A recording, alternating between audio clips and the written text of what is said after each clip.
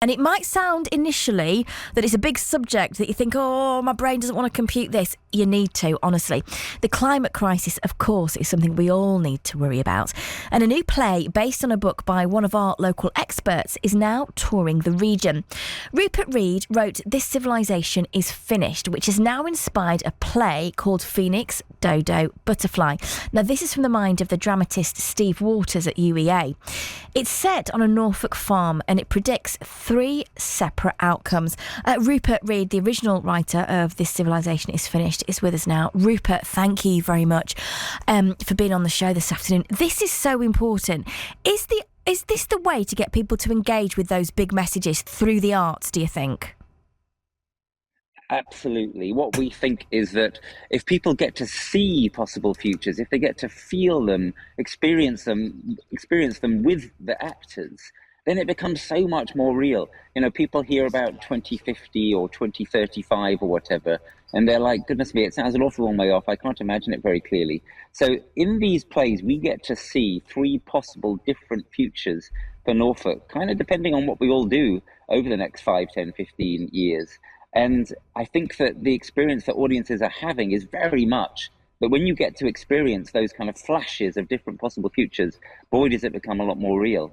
I mean, you say the future, but it feels like we're seeing it all the time in very extreme circumstances in different parts of the world with the flash floods in Dubai. I mean, my brain literally exploded when I saw Dubai underwater several months ago. And then, of course, we're seeing it in our own changing climate now. You say the play obviously is based in Norfolk, but it's touring, I'm guessing, because it impacts all of us here in East Anglia. Yeah, it's set on a farm, which is in Norfolk. It's a fictional farm. It would be probably somewhere quite close to where I live in rural Norfolk. But yeah, much the same issues, of course, arising all over the country and, as you say, all over the world. So yeah, we're touring all around the east of England. It's Arts Council funded. It's an amazing opportunity for people in our region to get to experience some of this. Just on your point about whether it's a future or not, of course, you're quite right, Louise. We are already experiencing the impacts of climate breakdown. And also the play, by the way, is not just about climate, it's also about nature and about food, of course. And we're experiencing also the changes in our nature, which are partly caused by climate change. And what the play tries to do is to take that further forward. So we get to experience, for example, what will it be like if we don't do very much and things kind of really go downhill. That's the Dodo future. Or what will things be like if there is a kind of a transformational path, a turn in the road, and that's the butterfly future. And the Phoenix future is sort of in between. Things get pretty bad, but then something gets pulled out of the hat at the end. So I've given it away slightly there, but you can hear it already in the title. You can probably guess Phoenix, Dodo, Butterfly, what the rough meanings of those things are. And it can be very powerful, as I say, to experience them. So, Rupert, I'm probably going to give you a bit of a damning insight into my personality now. Having written a book in the same way that you've written a book, if someone came to me and said, can I turn it into a play? I'd be like, no, thank you, sir. I'll do my own play. You, however, have worked, I'm guessing, alongside or have you stepped back from Steve's interpretation of This Civilisation is Finished? Because you're very much part of the play, but I wonder how you manage that when you kind of have to look at it as a new entity. Were you a consultant? Did you very much sit down and write together? Or did you say, look, I'm here if you need me, but it's your baby now? Yeah, it was pretty hands-off. Basically, how it happened, Louise, is that I went to Steve in the first place and said, look, I've got this book, I've got this idea of these 3 possible futures. Why don't you do a play about them? Why don't you make it real for people and vivid in a way which will get further than my book has? And he was like, all right, Rupert, I'll do it. And from that point onwards, it was mainly him. Now, we have sort of consulted mutually. At some points, especially early on in the process, I made a few suggestions as to which way he might go with this or that character.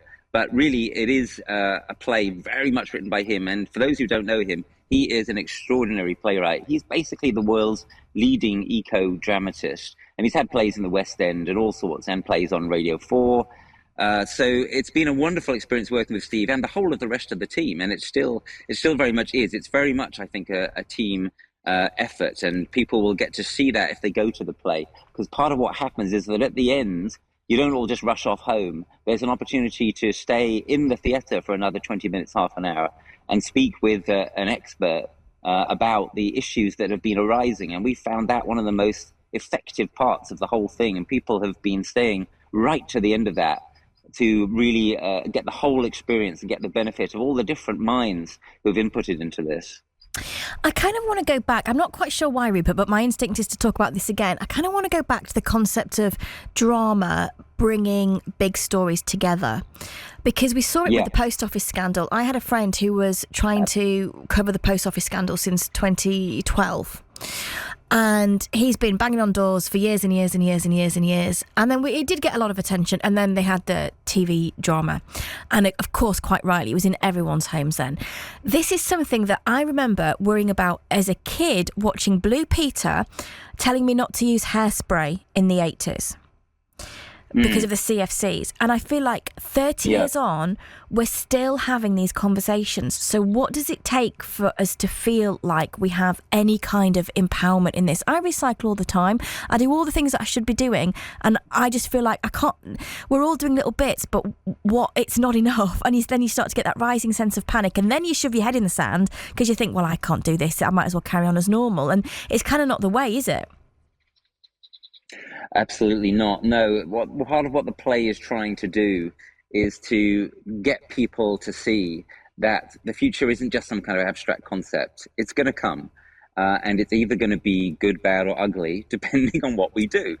So at the end of the play, in the discussion bit that I was describing a moment ago, one of the things that people often do is they talk about, for example, well, how can we farm differently, or how can we shop differently, or how can we vote differently, or how can we organize together in such a way that we manage to get in a better position to cope with the futures that are coming. One of the things which is really crucial now, given that, as you say, we've left it so late, is people need to build resilience themselves. The government, frankly, is not coming to save us. And even if the government changes, it still won't be coming to save us from what is coming. What is coming is going to be tough. And it could be tough and a breakthrough moment for us, a sort of butterfly scenario, or it could be tough and then tougher and then that's it. And which of those it is depends upon the various things that all of us do with all the different kinds of powers and influence that we have. And yeah, on your point about the post office drama, absolutely, that was a classic example, wasn't it? What we need now is we need things that are like that post office drama, but for nature and for climate and for food and farming. And well, we think that Phoenix Dodo Butterfly is a huge step in precisely that direction. Before I let you go, I'm just wondering, and it's so lovely to have this conversation, which is potentially very negative, punctuated by the sound of birdsong, which is giving us hope. I'm wondering, when we leave the play, if we come and see it, when we leave, are we going to feel like the weight of responsibility is on our shoulders, or will we go feeling empowered? Well, I think kind of both. You're hearing the birds. You're hearing the birdsong because I'm talking to you from my garden, where we do a little bit of farming and produce a little bit of resilience here in the village of Rockland St Mary, where I live. It's very close to here, really, that the play is set. And you know, the responsibility upon us is heavy. I mean, on all of us. Our children are going to ask us, you know, what did you do back in the day when there was a lot of capacity to make the right decision or not make the right decision? But also, as you say, there is grounds for potential positivity. And we really get to feel this, especially, you know, again, I don't think I'm giving away any secrets here, in the butterfly scenario in the play, where we get to see, well, what would it be like if farmers and customers and voters and everybody thought together and acted together to try to start to put us on a different path. And that's perhaps the place where the agency comes in the most, if you see what I mean. That's the possibility that we need to strive for. It's going to be difficult to attain it, but we do have agency towards it, and we have that responsibility to make sure that we deliver on that agency. So let me tell everyone when you can see the play. It's called Phoenix Dodo Butterfly. So tomorrow night it's in Wisbech at the Angles. Sorry, the font's very small. I've not got my glasses on. At the Angles Theatre. Saturday night you're in Sheringham at the Little Theatre. At the Yare Valley Farm on June the 22nd. Lowestoft on June the 23rd. Now that's at the First Light Festival. Then you're in Cambridge at the Hotbed Festival on the 20th of July at the Cambridge Junction. It's got its own website as well. Very helpful of you, Rupert. Thank you. We can just go to phoenixdodobutterfly.com to get tickets, but I'm sure we can get them via venues as well. Yep. And also, I think, via the Norwich Arts Centre website. But phoenixdodobutterfly.com is your one-stop shop, really. Lovely. Rupert, fascinating to chat to you. I think I do feel depressed and empowered at the same time. So it's just something we've all got to keep talking about. So maybe you can come on again and we can chat climate further. I'd love to do that. And if you're feeling slightly depressed but also definitely empowered, then I think you're getting it. You're getting the concept. Rupert, lovely to chat. I hope the show goes incredibly well. It's a very powerful piece of work. Thank you so much, Rupert Read.